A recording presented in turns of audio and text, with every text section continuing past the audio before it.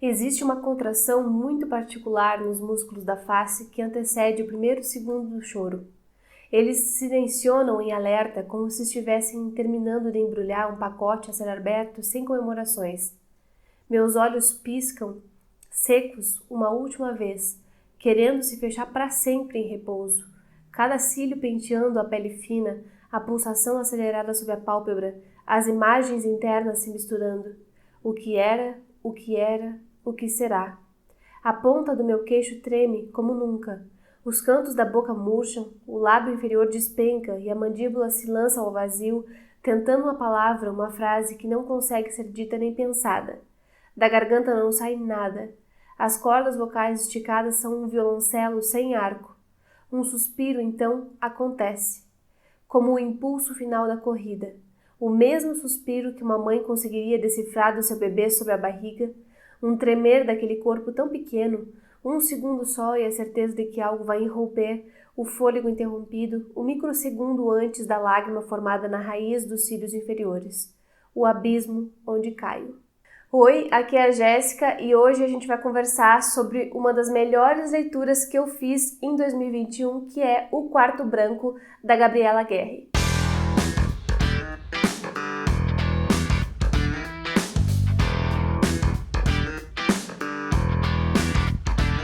Esse vídeo é mais um oferecimento do Clube Lê Latinos para vocês, porque essa foi a nossa leitura de dezembro de 2021 e eu tô gravando depois de passar pelo encontro com o pessoal e eu acabo considerando esse tipo de vídeo sempre um oferecimento do clube, porque é com a contribuição de todas as pessoas que eu consigo formular as coisas que eu quero conversar aqui com vocês, selecionar as partes que são mais importantes do livro e enfim. Então eu tô louca para comentar com vocês sobre esse livro, porque realmente foi uma das leituras que mais me marcou nos últimos tempos e eu já vou fazer isso. Mas, antes de mais nada, se está chegando agora no canal, seja muito bem-vindo, muito obrigada pela companhia. Aproveite para dar uma olhadinha no conteúdo que eu produzo por aqui e se gostar, se inscreva, porque isso é muito importante.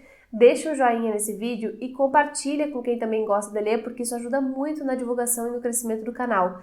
Também dê uma conferida em tudo que eu deixo aqui embaixo na caixa de descrição do vídeo, porque é nesse espaço onde eu deixo todas as informações sobre o que eu estou falando, quando tem alguma coisa complementar, e deixo também o link para o livro, caso vocês queiram conferir sinopse, valor, formato e tudo mais. Então, é sempre bom lembrar vocês de que tudo é importante está aqui nesse espaço embaixo do vídeo e, claro, os links para os meus clubes de leitura, inclusive para o Clube Lê Latinos, que se vocês quiserem participar vão ser super bem-vindos, mas também tem o Clube da Jéssica, que é o clube de apoiadores do canal, que também é um espaço muito legal de troca e de leitura e, enfim, gente, conheçam todas as formas de apoiar o meu trabalho e eu espero que alguma delas converse com vocês. Eu quis começar esse vídeo citando um trecho que é o trecho inicial dele, o primeiro parágrafo, a primeira página, porque eu acho que a gente precisa falar do tom da escrita da Gabriela Guerre, que é essa escritora brasileira, mas que nasceu no Uruguai e que tem família uruguaia. Então esse livro eu considero brasileiro / uruguaio, até mesmo pela sua temática, né? E é um livro que eu acho que a gente deve ler pela escrita mais do que qualquer outra coisa. Eu vou explicar isso ao longo do vídeo, mas estou falando da escrita porque realmente foi das mais poéticas que eu vi nos últimos tempos, do que eu tenho lido pelo menos, e eu fico encantada quando eu encontro esse tipo de escrita, esse estilo de narrar uma história que é tão delicado, que traz algumas imagens tão peculiares e que fazem a gente se emocionar. Aqui em O Quarto Branco, que é o livro de estreia da Gabriela Guerre, a gente tem a história da Glória, que é uma mulher em torno dos seus 40 anos e que sofreu um aborto espontâneo. E a partir desse aborto, ela tem a notícia, tem um diagnóstico de que ela não vai poder mais gerar um filho. E esse é o momento inicial, é um momento de crise que dá o estopim para o resto todo do livro, né? E muitas pessoas podem achar que esse livro é sobre maternidade ou sobre não maternidade, falando aqui num sentido muito mais biológico do que outra coisa. Só que o livro vai muito além e eu acho que é um desperdício falar dele como se ele fosse algo sobre a maternidade. Ele é muito mais do que isso. Ele é um livro que vai totalmente na direção dos conflitos familiares e na tentativa de reencontrar o passado para tentar entender ou assimilar o presente. E isso não é uma novidade na literatura, né? A literatura faz muito esse percurso de resgatar memórias, de ir atrás das raízes, da pessoa viajar para se encontrar. Isso é sempre um tema muito presente. Mas a forma aqui, realmente, para mim, é o diferencial do livro. Porque a escrita dela vai acompanhando o processo da narradora e vai acompanhando de uma forma muito orgânica, de uma forma muito natural, eu diria até. Por exemplo, ela vai usando alguns recursos estilísticos que fazem com que a gente entenda a angústia da personagem, como não terminar uma frase, ou às vezes fazer um parágrafo muito longo e na sequência algumas conclusões em frases muito curtas.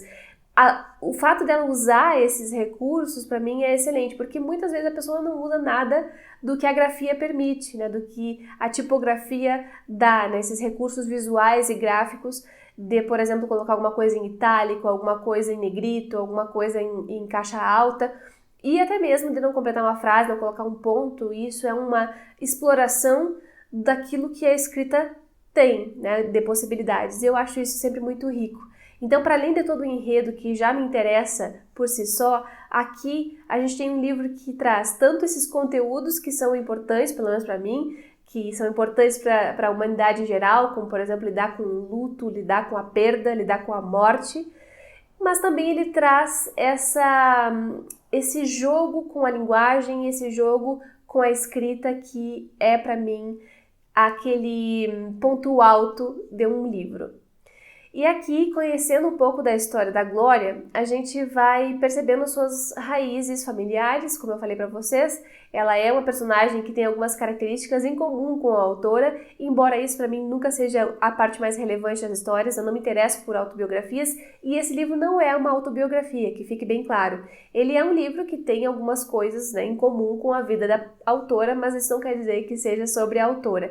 E a personagem nasceu no Uruguai e teve que vir para o Brasil ainda muito pequena com a família porque a ditadura militar, civil-militar no Uruguai estava pegando e eles foram meio que ameaçados, teve toda uma cena ali de ameaça e eles acharam melhor preservar suas vidas saindo do país e vieram para o Brasil.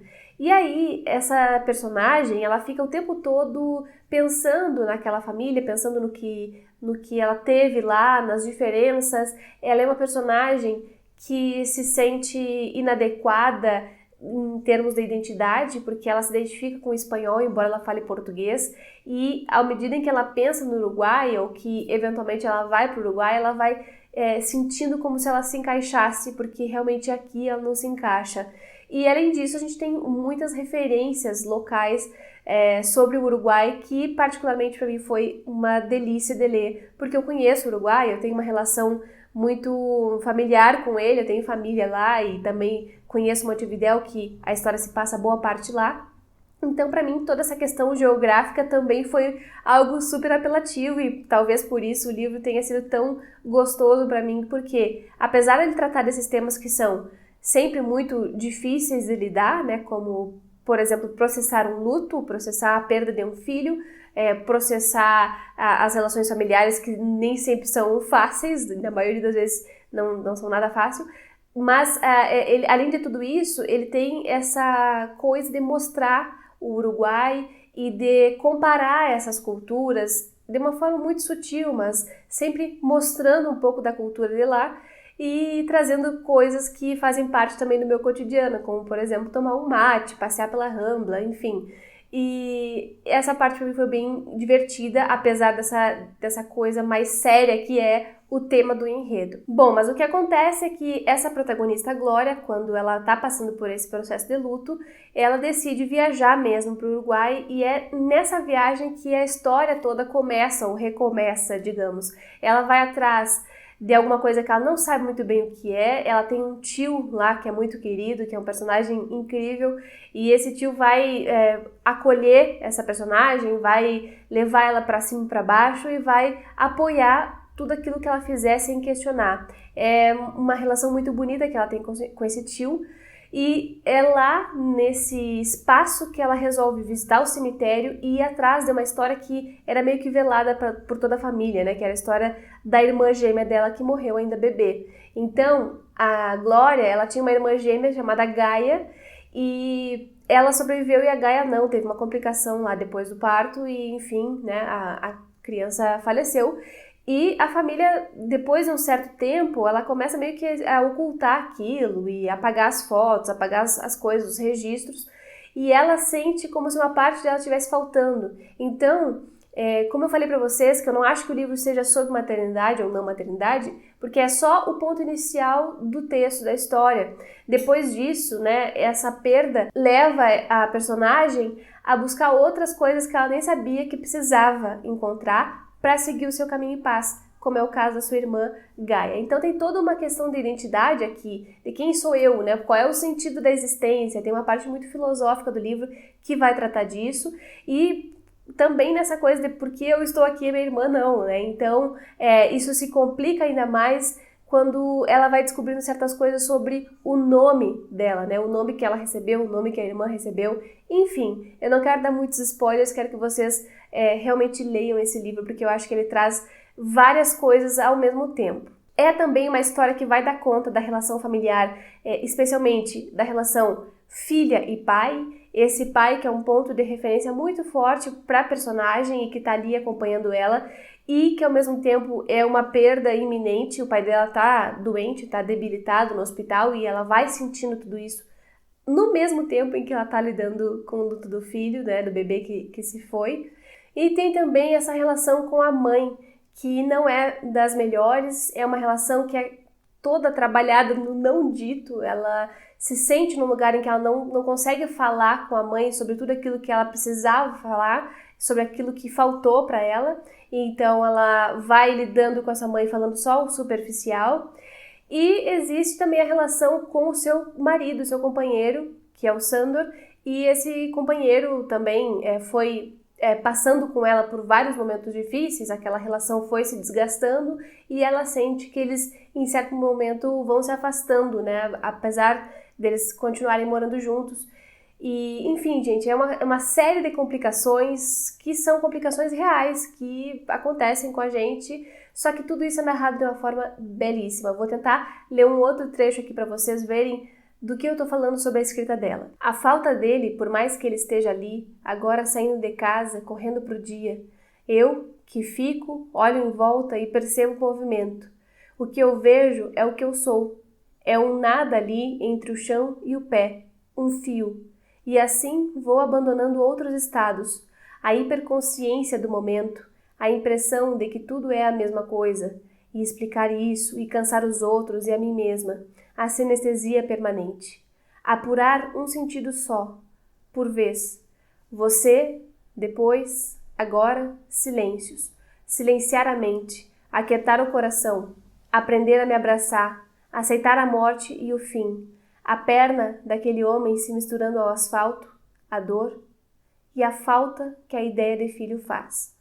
Ela é uma personagem que tem muitas perguntas e que sempre foi considerada aquela perguntadeira que sempre está inventando alguma coisa para observar e para analisar e que ela não para nunca. Então, para ela, parar de fazer isso é também algo que dá alívio, né? Porque ela está sempre nessa tensão de tentar entender e justificar aquilo que está acontecendo, porque com ela, justamente com ela, né, que ela perdeu esse bebê, porque ela não conseguiu fazer essa vida acontecer. E ela fala das probabilidades, das improbabilidades disso e de todo um ciclo. Ela fala muito sobre mãos, né? As mãos que carregam, que trazem, uma série de mãos que vão passando e fazendo com que ela estivesse aqui hoje. Daí essa capa também com essa mão assim é muito simbólica, porque ela observa muito isso. E também essa ideia do quarto branco do título, né? Que é uma tentativa de encontrar um espaço que seja pacífico, que tenha um segundo de paz. E de certa forma ela vai ter essa paz, sim. Mas eu não vou contar de que forma isso acontece. Claro, eu quero que vocês leiam o livro. E é uma história bastante melancólica, gente. Então eu gosto muito dele. Ele é melancólico, sim. Ele tem essa coisa muito forte, né, da morte, de lidar com isso, das relações familiares, mas ele é extremamente bonito. Ele faz altas referências sobre a cultura uruguaia, que eu acho que vale muito para as pessoas conhecerem um pouco do país, pelos olhos de quem conhece interiormente aquilo. Ele vai trazer muitas referências musicais também, que foi outra parte que me pegou bastante. Ele vai citar alguns artistas latino-americanos que eu adoro, como, por exemplo, uma música da Mercedes Sosa, que a Mercedes Sosa cantava. Vai trazer também música pop contemporânea em alguma que outra referência. E ele tem uma epígrafe linda que é do Benedetti, retirada do livro A Trégua, que eu até vou ler para vocês, que eu acho que resume excelentemente o livro, que diz assim: quizá esse momento haya sido excepcional, pero de todos modos me sentí vivir. Essa opressão en el pecho significa vivir. Que é como essa dor que eu tô sentindo agora, toda essa confusão de sentimentos, pelo menos significa que eu tô vivendo, que eu tô sentindo, que eu tô aqui, e isso já é grande coisa, né? Estar aqui vivendo a vida, com tudo que ela carrega, de bom e de mal, né? Enfim. Então eu recomendo muito a leitura, eu espero ter conseguido passar aqui nessa resenha um pouco do que o livro representou para mim. Foi realmente uma das melhores leituras do ano, já se tornou um favorito da vida, e pensando que é um romance da estreia, a gente fica um pouco ansiosa com o que tá por vir. Se a estreia é essa, meu Deus do céu, o que mais tá pela frente, né? Tomara que em breve a gente veja novos livros, novas publicações da Gabriela Guerra, que eu tenho certeza que vai trazer muita coisa legal pra gente. É isso, eu vou ficando por aqui. Comentem aqui embaixo se vocês já leram esse livro, se vocês ficaram com vontade de ler, ou se vocês têm outras considerações também, eu vou adorar saber. Muito obrigada pela companhia até o final do vídeo e a gente se vê no próximo.